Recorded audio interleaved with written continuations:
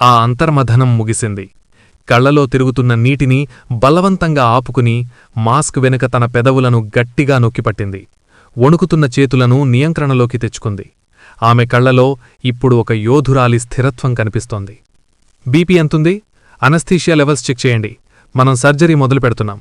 ఇతను కేవలం ఒక వీఐపీ పేషెంట్ కాదు, మన చేతుల్లో ఉన్న ఒక ప్రాణం. లెట్ స్టార్ట్ అని గంభీరంగా ఆదేశించింది. సంజనలోని బాధితురాలు ఓడిపోయింది. ఒక గొప్ప వైద్యురాలు గెలిచింది. తనను సర్వనాశనం చేసిన వ్యక్తికి పునర్జన్మ ఇవ్వడానికి ఆమె తన మేధస్సును, నైపుణ్యాన్ని సిద్ధం చేసింది. ఆపరేషన్ థియేటర్ లోపల యుద్ధం మొదలైంది. కాని అది కేవలం సర్జికల్ బ్లేడ్లతో జరుగుతున్న యుద్ధం కాదు, సంజన మనస్సులో సాగుతున్న ధర్మయుద్ధం. ఒక పక్క గతం తాలూకు గాయాలు ఆమెను వెనక్కి లాగుతుంటే, మరోపక్క ఆమె చదివిన చదువు, ఆమె వృత్తి పట్ల ఉన్న నిబద్ధత ఆమెను ముందుకు నడిపిస్తున్నాయి. మెడికల్ కాలేజీలో పట్టా తీసుకునేటప్పుడు చేసిన హిప్పోక్రాటిక్ ఓత్ ఆమె చెవుల్లో ప్రతిధ్వనించింది. రోగి ఎవరైనా సరే, నా శత్రువైనా సరే, నా వైద్యం అతనికి రక్షణ కవచం కావాలి అన్న మాటకు కట్టుబడి ఉండాలని ఆమె నిర్ణయించుకుంది.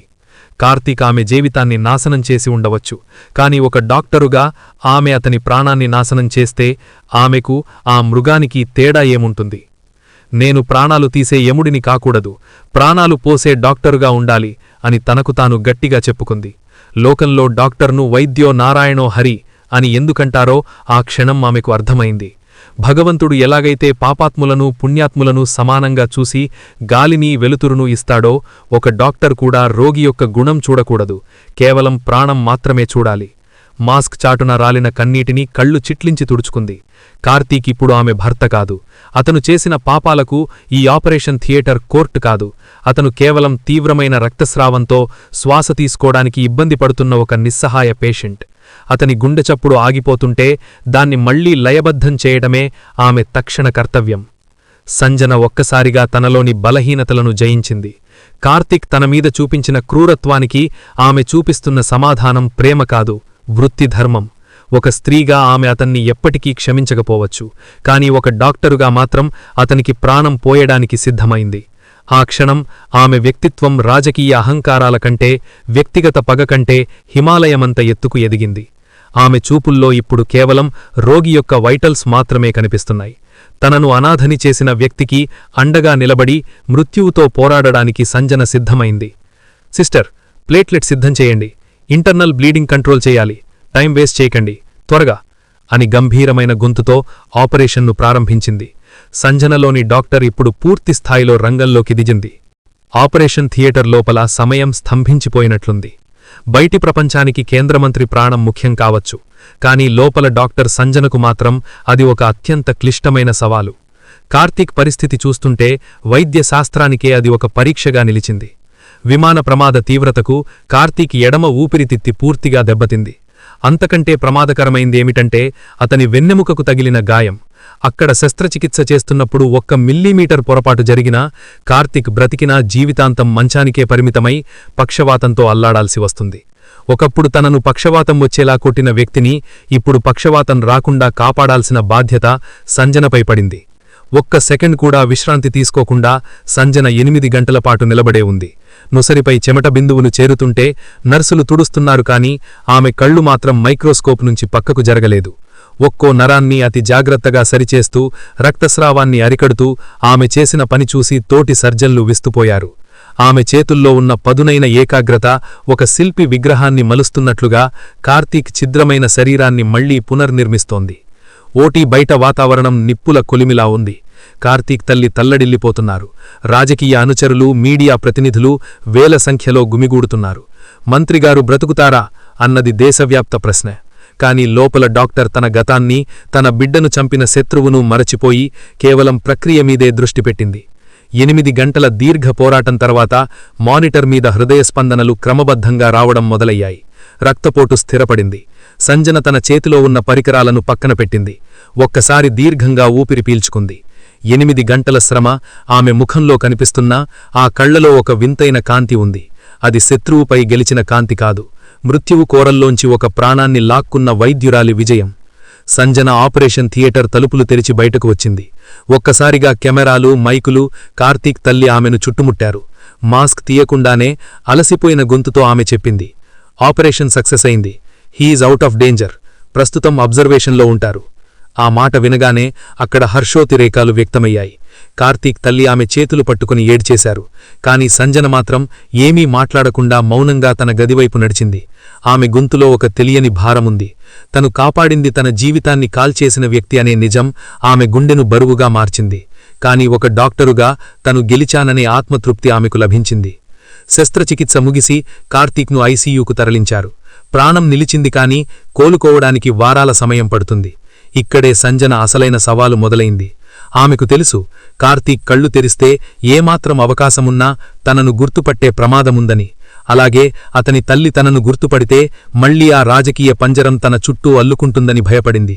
సంజన హాస్పిటల్ యాజమాన్యానికి ఒక విన్నపం చేసింది. ఇది హై ప్రొఫైల్ కేస్ కాబట్టి ఇన్ఫెక్షన్ సోకకుండా ఉండేందుకు నేను మరియు నా టీం అత్యంత జాగ్రత్తగా ఉంటాము అని చెప్పింది. ఆమె ఎప్పుడు వార్డులోకి వచ్చినా డబుల్ మాస్క్, ముఖాన్ని సగం కప్పేసే సర్జికల్ క్యాప్ ధరించేది. కేవలం ఆమె కళ్ళు మాత్రమే బయటకు కనిపించేవి. ఆ కళ్ళు కూడా కళ్లగ్లదుల వెనక దాగేవి. ఆ మాస్క్ చాటున నిజం ఒక లోతైన సముద్రంలా దాగి ఉంది. ఒకరోజు ఉదయం రౌండ్స్లో ఉన్నప్పుడు కార్తీక్ తల్లి సంజనను కలిశారు. ఒకప్పుడు ఇదే తల్లి తమ కొడుకు తనను చిదగబాడుతున్నా, కడుపుతో ఉన్నప్పుడు కాలుతో తన్నినా మౌనంగా చూస్తూ ఉండిపోయారు.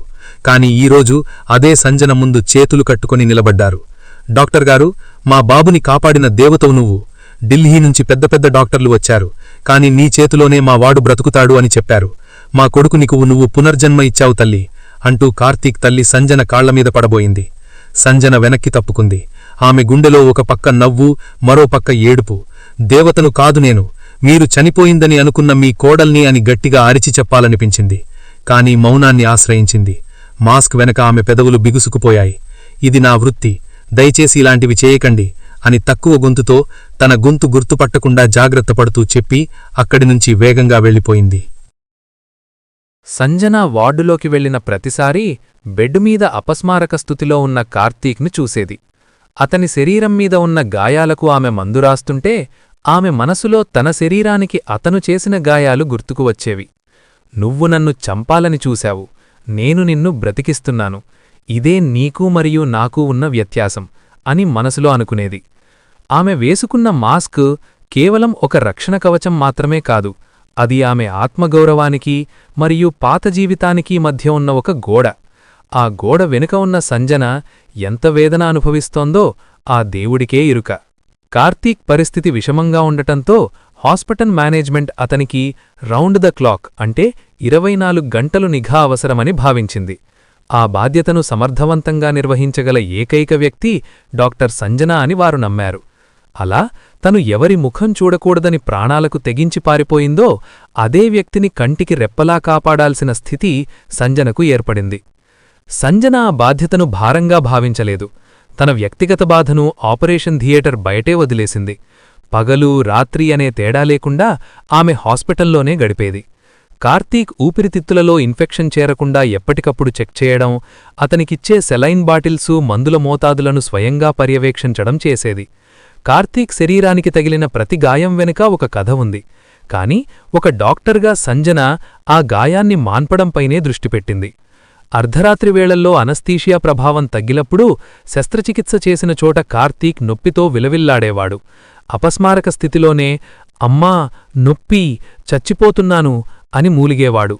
ఆ మూలుగులు విన్నప్పుడు సంజన మనసు ఒక్క క్షణం చలించేది. ఒకప్పుడు తను గర్భవతిగా ఉన్నప్పుడు ఇదే కార్తీక్ తనను కడుపుపై తన్నినప్పుడు తను కూడా ఇలాగే నొప్పితో విలవిల్లాడింది. అప్పుడతను నవ్వుతూ చూశాడు. కాని ఇప్పుడు సంజన మాత్రం వెంటనే పరుగున వెళ్లి పెయిన్ కిల్లర్ ఇంజెక్షన్ ఇచ్చి అతని నొప్పిని తగ్గించేది. ఒకప్పుడు ఏ చేతులతో అయితే కార్తీక్ ఆమె జుట్టు పట్టుకుని గోడకేసి కొట్టాడో, ఏ చేతులతో అయితే ఆమెను బాటిల్తో బాదాడో అవే చేతులిప్పుడు కదపలేని స్థితిలో ఉన్నాయి. సంజన అత్యంత సున్నితంగా ఆ చేతులకు మందులు రాస్తూ, బ్యాండేజీలు మారుస్తూ సేవ చేసేది. ఆ దృశ్యం చూసిన నర్సులు, డాక్టర్ సంజనగారు మనిషి కాదు, సాక్షాత్తూ ఆ దేవుడు పంపిన దూత, అంత పెద్ద మంత్రికి ఒక పసిపిల్లాడిలా సేవ చేస్తున్నారు అని చెప్పుకునేవారు. ఆ పొగడ్తల వెనుక ఉన్న అసలు రహస్యం, ఆ సేవాగుణం వెనుక ఉన్న ఆవేదన కేవలం సంజన గుండెకు మాత్రమే తెలుసు. కార్తీక్ మెల్లగా కళ్ళు తెరవడం మొదలుపెట్టాడు. కాని అతని చూపుల్లో ఇంకా స్పష్టత లేదు. మొత్తులో ఉన్న అతనికి తన పక్కనే ఒక డాక్టర్ తిరుగుతోందని, ఆమె తనను ప్రాణపాయం నుండి కాపాడిందని తెలుసు. కాని ఆ మాస్క్ వెనుక ఉన్న కళ్ళు తన భార్యవేనని, తను చంపేయాలనుకున్న సంజనవేనని అతను కలలో కూడా ఊహించలేకపోయాడు. సంజన మాత్రం అతనికి సేవ చేస్తూనే తనను తాను రక్షించుకోవడానికి నిరంతరం మాస్క్ వెనుక దాక్కుంటూనే ఉంది. మృగాన్ని మనిషిగా మార్చే ప్రయత్నం కాదిది, ఒక మనిషిగా తన ధర్మాన్ని నెరవేరుస్తున్న పోరాటం. విమానం కూలిపోయిన ఆ భయంకరమైన శబ్దం, ఆకాశంలో మంటలు. కార్తీక్ కళ్ళు తెరిచినప్పుడు అతనికి చివరిగా గుర్తొచ్చిన దృశ్యాలివే. తెల్లటి గోడలు, మందుల వాసన, మానిటర్ల బీప్ శబ్దాల మధ్య అతను కళ్ళు విప్పాడు. శరీరం మొద్దుబారిపోయినట్లుంది. ఏ అంగాన్ని కదిపినాలన్నా నరకప్రాయంగా ఉంది. కాని తను శ్వాస తీసుకుంటున్నానని గ్రహించినప్పుడు అతనిలో ఒక వింతైన ఉద్వేగం కలిగింది. అధికార గర్వంతో, అహంకారంతో ఊగిపోయిన ఆ కేంద్రమంత్రికి చావు అంచులోకి వెళ్లడం ఒక పెద్ద పాఠాన్ని నేర్పింది. ఢిల్లీలో చక్రం తిప్పే నాకు ఇంతటి గతాగతి పట్టిందా? నా అధికారం, నా హోదా ఈ చావును అడ్డుకోలేకపోయాయే అని మొదటిసారి తనలోని బలహీనతను గుర్తించాడు. గాలిలో తన విమానం కంట్రోల్ తప్పినప్పుడు తను ఎంతటి అసహాయుడో అతనికి అర్థమైంది. స్పృహలోకి వచ్చిన తర్వాత కార్తీక్ గమనించిన మొదటి విషయం, తన పక్కనే ఉండి తన వైటల్స్ చెక్ చేస్తున్న ఒక డాక్టర్. ఆమె ముఖం మాస్కుతో పూర్తిగా కప్పబడి ఉంది. కేవలం ఆ కళ్ళు మాత్రమే కనిపిస్తున్నాయి.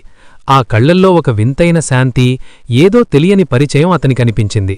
నర్సులు అతని దగ్గరకు వచ్చినప్పుడు, మీకు తెలుసా సార్, డాక్టర్ సంజనగారు గత 10 రోజులుగా ఇంటికి కూడా వెళ్లకుండా మీకోసమే హాస్పిటల్లో ఉంటున్నారు. మీ సర్జరీ దేశంలోనే ఒక మిరాకిల్ అని అందరూ చెప్పుకుంటున్నారు అని మురిసిపోతూ చెప్పారు. అంతకుముందు ఆడపిల్లలను కేవలం భోగవస్తువులుగా చూసిన కార్తీక్ మనసులో మొదటిసారి ఒక స్త్రీ పట్ల ఎనలేని గౌరవం కలిగింది. నేను ఎంతమందికి అన్యాయం చేశాను, కానీ ఈ డాక్టర్ మాత్రం నా ప్రాణాలు కాపాడడానికి తన సుఖాలు త్యాగం చేస్తోందే అని ఆశ్చర్యపోయాడు. తను ఒక కోలుకుంటున్న మంత్రిగా ఇప్పుడు లోకాన్ని చూస్తున్నాడు. తనను కన్న తల్లిదండ్రుల కంటే ఎక్కువగా ఈ డాక్టర్ తనను కాపాడిందని అతను నమ్మడం మొదలుపెట్టాడు. కార్తీక్ ఆ డాక్టర్ను పిలిచి కృతజ్ఞతలు చెప్పాలని ప్రయత్నించాడు. డాక్టర్, థాంక్యూ అని నీరసంగా అన్నాడు. సంజన అతని వైపు తిరిగి ఒక్క క్షణం చూసింది. ఆ చూపులో ఎన్నో భావాలున్నాయి. బాధ, ప్రతీకారం, వృత్తిధర్మం. కాని ఆమె ఏమీ మాట్లాడకుండా కేవలం తల ఊపి అక్కడి నుండి వెళ్ళిపోయింది. ఆమె వెళ్ళిపోతుంటే కార్తీక్ అనుకున్నాడు, ఈమె నిజంగా దేవుడు పంపిన దేవత. ఇంత గొప్ప మనసు ఉన్న మనుషులు కూడా ఈ లోకంలో ఉంటారా అని. కాని అతనికి తెలియని చేదు నిజమేమిటంటే, తను దేవత అని పిలుస్తున్న ఆ వ్యక్తి తను మృగంలా వేధించిన తన భార్యే. తను పునర్జన్మ పొందిన ఆనందంలో ఉన్నాడు, కాని ఆ పునర్జన్మ వెనుక ఒక పెద్ద ప్రాయశ్చిత్తం దాగి ఉందని అతనికి ఇంకా తెలియదు. కార్తీక్ మెల్లగా కోలుకుంటున్న కొద్దీ తల్లి ముఖంలో ఆనందం వెళ్లివిరుస్తోంది. ఒకప్పుడు అధికార బలంతో, రాజకీయ అహంకారంతో తల ఎత్తుకుని తిరిగినవారు ఇప్పుడు హాస్పిటల్ కారిడార్లలో సామాన్యుల్లా తిరుగుతున్నారు. గంటలు గంటలుగా ఐసీయూ బయట వేచి చూస్తూ ఏ డాక్టర్ బయటకు వచ్చినా ఆతృతగా కొడుకు క్షేమం గురించి అడిగి తెలుసుకుంటున్నారు. ప్రతిరోజూ రౌండ్స్ సమయంలో డాక్టర్ సంజన కనిపిస్తుంటుంది. ఆమె రాకను చూడగానే కార్తీక్ తల్లి కుర్చీలోంచి లేచి నిలబడి చేతులు జోడించేవారు. అమ్మా డాక్టర్గారు, మా వాడు రాత్రి కాస్త మాట్లాడాడు. అంతా నీ చలవే తల్లి. మా వంశాన్ని నిలబెట్టిన మహాతల్లివి నువ్వు. నీ రుణం మేము 7 జన్మలకైనా తీర్చుకోలేం అని ఎంతో ఆరాటంగా అనేవారు. ఆ మాటలు వింటుంటే సంజన గుండెల్లో ఒక పక్క మంట, మరో పక్క ఆవేదన కలిగేవి. సంజన కార్తీక్ చేతులు పట్టుకుని, నీకు ఏ కోరిక ఉన్నా అడుగు అమ్మా, మా కార్తీక్ కోలుకున్నగానే నువ్వు అడిగింది ఇస్తామని వేడుకునేది.